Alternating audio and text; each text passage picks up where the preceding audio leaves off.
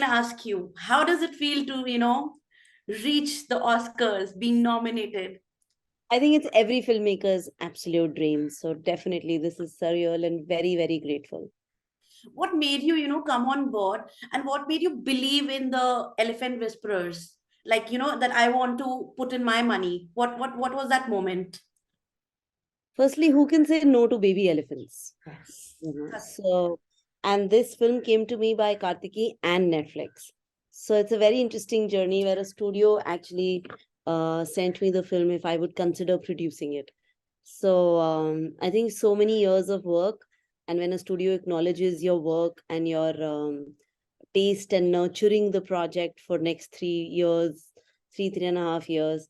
So this has definitely not been something that I have fundraised for. This is something that came to me from Kartiki and Netflix. Kartiki had shot a little trailer that went to Netflix, and then post period end of sentence, Yeah. Netflix proposed this film to me, and I was more than happy to come on board with the first time woman writer director. And she's also a camera person. Her visual strength is so stunning, Kartiki Gonzalez. So I was very excited to meet this purest, fierce, gorgeous, beautiful filmmaker. I Yes. had a blast being on a journey with her, and of course working with the Netflix team. With Netflix, I feel like it's putting a hoarding on the moon. So the film is out there in 190 countries, 223 million viewers around the world. So it's just been a great, great journey overall last 3.5 years. I'm very grateful for the process. Guneet, when I watched the documentary, um, I cried, I laughed, and I loved Raghu. I mean, as you said, everyone will love him. But Yeah. but it's not easy to shoot with an animal. There are no retakes. You cannot tell an animal what to do and what not to do. And this can actually add to the budget. Yeah. How was it for you? What was there in your mind? Were you like aware that okay, there might be a day when we have set up everything, but probably Raghu will not give take a scene, shot. We might not be able to capture him. Was there, what was the process like? Yeah, a lot of time that happened actually. But again, this is a verite documentary. So it's a follow along documentary. Now, if you put on a camera and you follow Raghu and you follow his routines, every day they will eat, every day they will go for a shower. They have a certain routine, right? They're being taught, managed.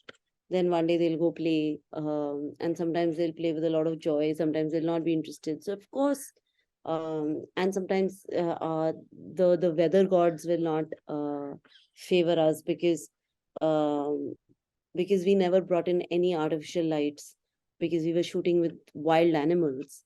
We never brought in anything that can be harsh to them or can disturb their natural habitat.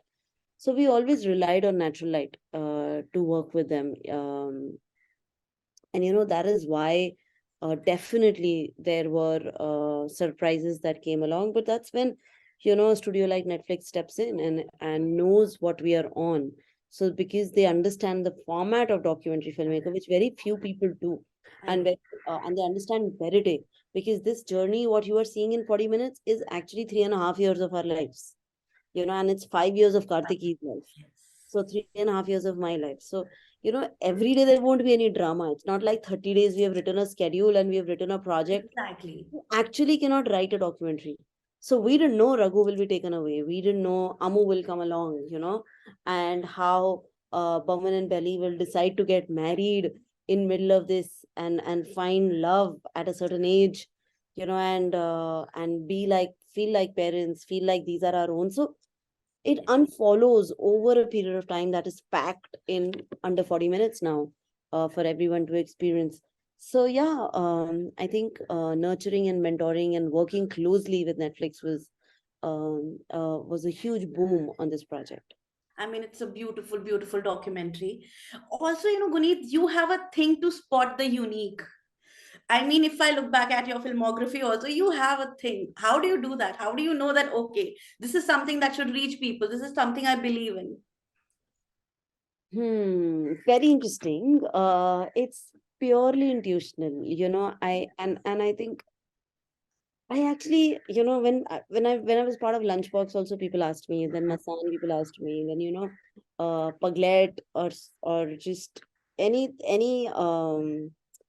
I um I genuinely feel really spiritual about this. I genuinely feel stories choose us. I don't feel we choose stories. So I think we are chosen. I think Raghu and Amu here chose us to be vehicles to for us to and for us to be able to say yes, to be able to nurture. I feel like it's magic. It's beyond explanation. Why do you like a book? Why do you like something that maybe somebody else doesn't like, and it touches you so deeply? How do you personally resonate to it? And then how do you make sure that how we thought um, that this food should be made is actually made and retained like that after the journey of so many energies coming in, so many opinions, so many push and pull. It's interesting, but the short answer of this is intuition, and I have worked on harnessing my intuition. Yeah. Uh, yeah, it's You know why I asked this? Because something as simple and as, clean as the Elephant Whisperers is, reaching so many people. It's such a beautiful tale.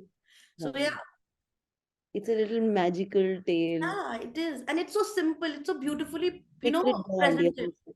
It's a sacred bond between animal and wild and human. And also, we were trying to highlight and say that, it's not the animal world versus the human world. Right, It's really about coexistence. It's really about looking at the middle way of how we can come together. And sometimes coexistence is the way forward. And right, maybe in this case, it's actually preserving a species. right. And love is universal. So yeah. It is. It is.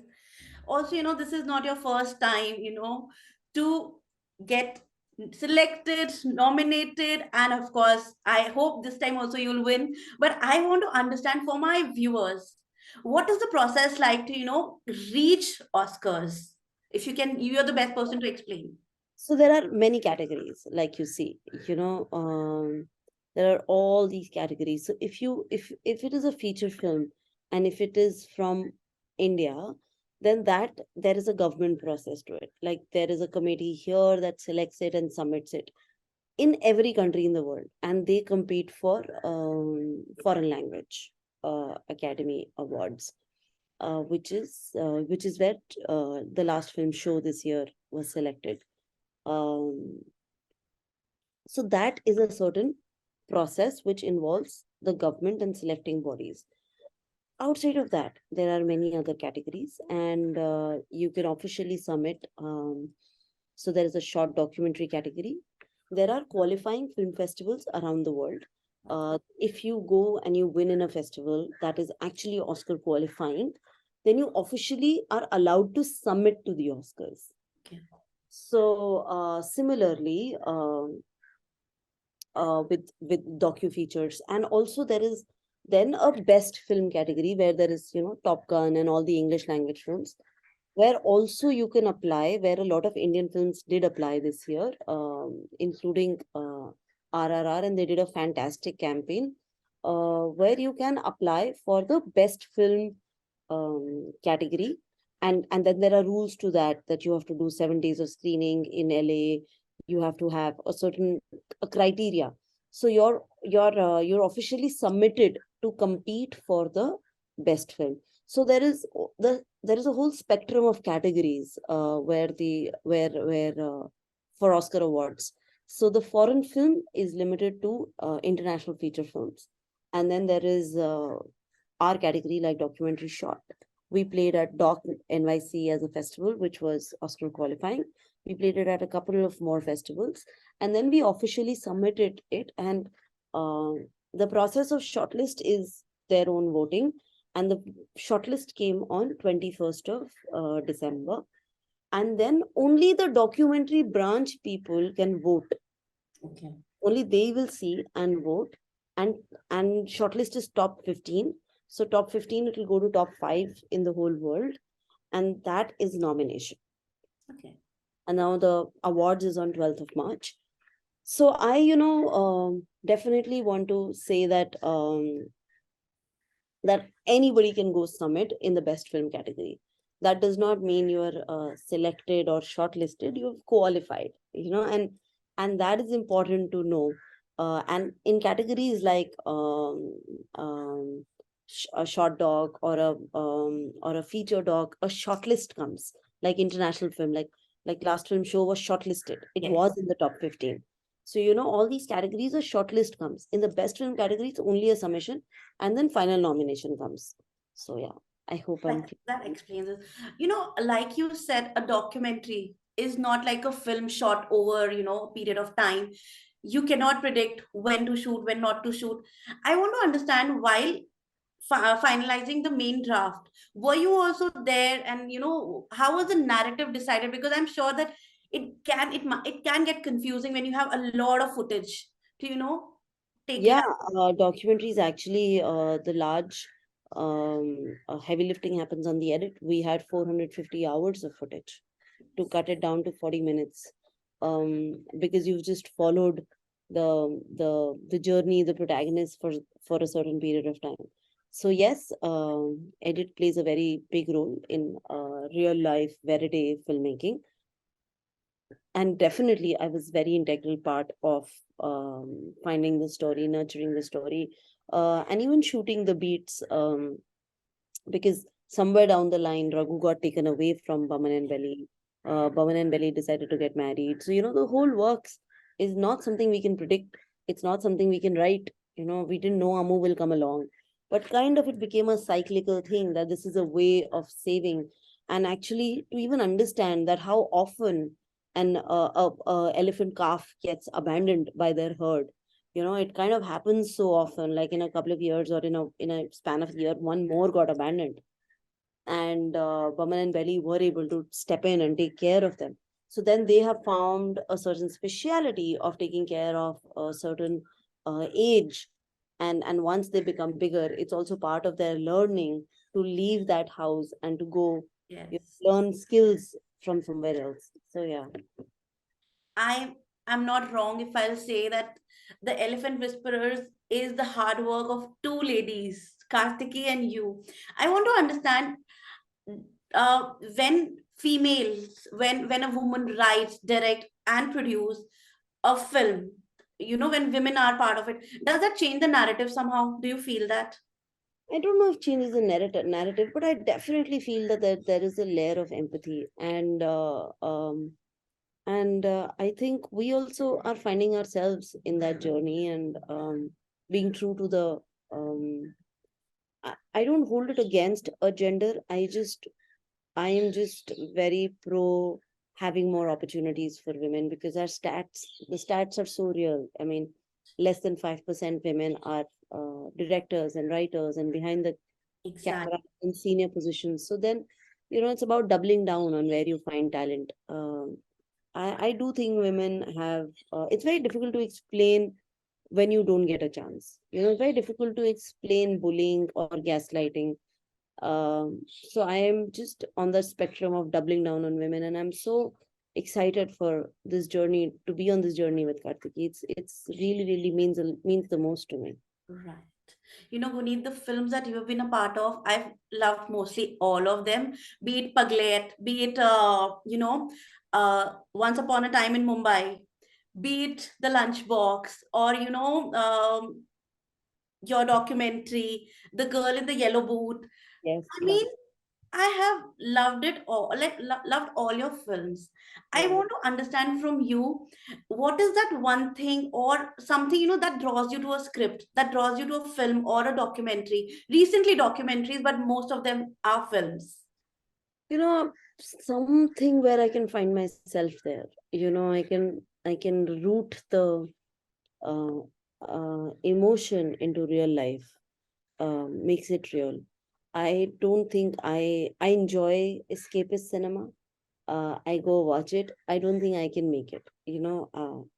I think somewhere in this last 15 years of working, I've also found my voice and my space. And I am doubling down on that. And I'm grateful for opportunities. I'm grateful for this opportunity that Netflix came and gave me. And maybe I'm on a journey of specializing in a certain storytelling where human emotions matter so much. So for me, the idea of loss, the idea of love, and how well it is rooted, it also is really important on who the filmmaker is, our conversations, our ideas, our thoughts, the way we look at life. Because you're going to spend the next 3 4 years with that person, so it has to, you have to align and not be on the opposite spectrum of working together. So it's a mixture of all of this, I feel, and intuition. I want to know, are you like anxious, nervous? What's the feeling like? And I'm very grateful, and I'm so happy to be on this journey with Netflix. I truly am, and I feel like we will be guided by the best. We will be, taken into. I mean, it's also a bit of a joy of doing this again after period end of sentence. So it feels like a nice jodi. The teams are wonderful, and uh, I have done so many campaigns alone that I'm just happy to have a partner. To be really yes, honest, what's the like first thing that you'll do, once you will win? And I'm kind of sure, fingers crossed. So what's that one thing that you'll do I immediately? will, I will do a shukrana satsang. I will thank the Almighty and my parents up there for their love and grace, because I feel like there is one thing which is mehnat, and then there is one thing which is rahmat. Yes. So I feel like this is such a spiritual bond in the film, and if magic happens and we win, I definitely think that there is intervention Yes. uh, from our angels up there. So definitely going to thank my parents, and just do like a shukrana. And Right. My second last question is, you started Sikha Entertainment in 2018, if I'm not wrong. What was your idea behind it? What, like, when you start something, you have an idea, like, I want to produce certain kind of films. This is my voice. What was there in your head when you started? just stories that bring us together as a race. We did Sururai Potru in Tamil, we did Paglet, we are doing Kathal, I'm waiting. uh, doing an action film, we've done Elephant Whisperers, a bunch of short films, also a lot of first time directors, definitely discovering talent. I'm always very excited on working with first time directors, writers, definitely discovering talent, definitely working with more women, definitely telling more women stories. And even if it is working with um, anyone, across genders, and I've had the most beautiful men champion me in my life, so even when it's working with them or a story which has a male lead protagonist, there is always a conversation on how we are treating the women in on screen, off screen, the whole thing. So it's definitely a very conscious conversation. So it's important that what people see in pop culture, and if we are a small part of it, it's important to me on what we show on screen. Right, right. I'll take 5 minutes from you more because I've been asked to. So I want to know. See, we all as an audience, we know what an actor is doing, or probably now what a director is doing. Producers are always, quite behind the camera and people don't talk. It is changing, but I want to know how has that journey been for you, where you producers are now being recognized, but it has never been the case before. So what's your take on it? Yeah, definitely. I think producers in India are largely film financiers, uh, Pillars. or in no, they're either financiers or industry people who know each other forever. Definitely, I'm a producer who only follows story. I don't come from money. I don't come from a wealthy family or from connections. Definitely now with global platforms coming in, the role of an independent producer has definitely increased. Has There is a role for us. We are nurturing the filmmaker, working with them, and we can truly add a value where we can lean into a story. So people like me are people who find a story, fall in love with the story, and then nurture it and make sure that after years it the essence of it remains the same, and the value of it that we committed comes through. because that's very easy to get lost in the system. It's very easy to Exactly. be overwhelmed with so many opinions. So I've had a really long journey of trying to explain people what I do. Uh, I've had That was my question I is. had relatives ask me, किसी को तो report करती होगी ना तू, like मतलब कोई तो होगा, मतलब how are you? You were like the boss. I was like, yeah, I'm the boss. I take the calls. So even to make that thought believe yourself, because I've lived with an imposter syndrome for so long. And all these films getting into festivals and awards gives you validation backs. And I think the life gets easier in explaining what we actually do. Exactly. My last question is, what's next? What are we getting? Like, I'm waiting for Kathal, but Kathal, what kathal, kathal is I the am next. waiting for it. Yes, that is the next. And then we have an action film. We will be announcing that soon. I'm waiting for it. I'm waiting to talk to you again also. So, yes, Yes, all the best, Guneet. I am praying, I am wishing. do. That's So, what we need. I think the entire nation is. So, yes. Please do. Please spread the word. Yes, yes. Thank you. Thank you so much for your time. Thank Thank you. you.